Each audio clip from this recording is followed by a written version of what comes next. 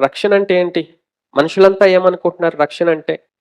ఈ లోకంలో ఏ అపాయం రాకుండా, ఏ కష్టం రాకుండా, ఏ రోగం రాకుండా, ఏ ఆపద రాకుండా నెమ్మదిగా ఉండటం, లోకంలో జరిగే కీడు ఆపదల నుండి దేవుడు రక్షించడం, అది రక్షణ అనుకుంటున్నారు అందరూ.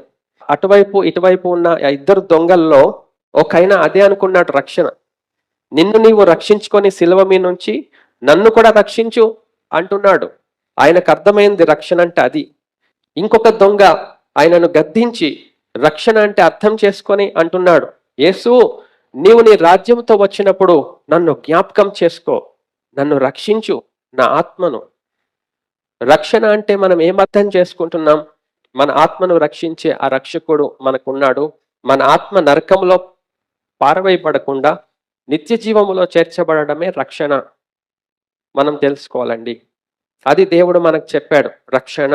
ఆ రక్షణ గురించి ఇక్కడ మాట్లాడుతున్నాడు. రక్షింప నేరక యుండునట్లు యెహోవా హస్తము కూర్చకాలేదు. ఆయన చేయగలడు, ఆయన సమర్థుడే. కానీ ఎందుకు చేయలేకపోతున్నాడంటే ఆయనకు మనకు మధ్యలో మన అపరాధములు, అతిక్రమములు, పాపములు అడ్డం వస్తున్నాయి. ఆ పాపములు అడ్డం వస్తున్నాయి కాబట్టి దేవుడు ఆయన చేతిని మన వైపు చాపి రక్షించలేకపోతున్నాడు. మనం కూడా ఆయన చేతిని పట్టుకోలేకపోతున్నాం. ఈ యొక్క ఆటంకం ఇక్కడ తెలియచేస్తున్నాడు. విననేరక ఉండునట్లు ఆయన చెవులు మందం కాలేదు. ప్రార్థించాడు. ఆ యొక్క దొంగ పక్కన దేవుని యొక్క చెవులు మందమైపోయినాయా? విన్నాడు కదా. ఆ దొంగ ఏం చేస్తున్నాడు? నన్ను రక్షించు యేసు, నిన్ను నీవు రక్షించుకొని నన్ను రక్షించు అంటున్నాడు. యేసు ప్రభు విన్నాడు.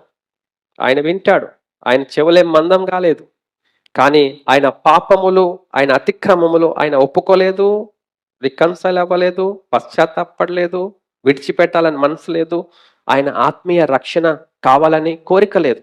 ఈ పక్కన ఇంకొక దొంగకి అవన్నీ ఉన్నాయి. ఆయన పశ్చాత్తాపడుతున్నాడు, గుర్తించాడు, అతిక్రమాలు విడిచిపెట్టాడు, ఆత్మీయంగా రక్షణ పొందాలి, నిత్య జీవం చేరాలి, నరకం ఏమాత్రం పోవద్దు అని నిశ్చయించుకున్నాడు. ఆయనకు రక్షణ అర్థమైంది.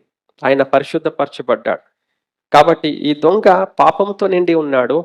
అందుకనే ప్రభు ఆయన మనవి ఆలకించలేదు. ఆయన ప్రార్థించడానికి కూడా ఆయనకు చేత కాదు. ఈ లోకంలో రక్షణ గురించి మనం ప్రార్థన చేస్తూ ఉంటాం. ఆత్మీయ రక్షణ మనకు దొరకదు. ఇద్దరు దొంగలు చచ్చిపోయారు. కానీ ఒక దొంగ యొక్క ఆత్మ పరలోకం చేర్చబడింది. ఇంకొక దొంగ ఆత్మ నరకములో పారవేయబడింది, పాతాళములో. మనం రక్షణ పొందటానికి దేవుడు మనల్ని పిలిచాడు. కాబట్టి మనకు దేవునికి ఆటంకముగా ఉన్నవి, అడ్డంగా ఉన్నవి మన దోషములు, మన పాపములు, మన యొక్క అవివేకములు అన్నీ కూడా మనము తీసివేసుకోవాలండి. విడిచిపెట్టాలండి. అది దేవుడు కోరుతా ఉన్నాడు.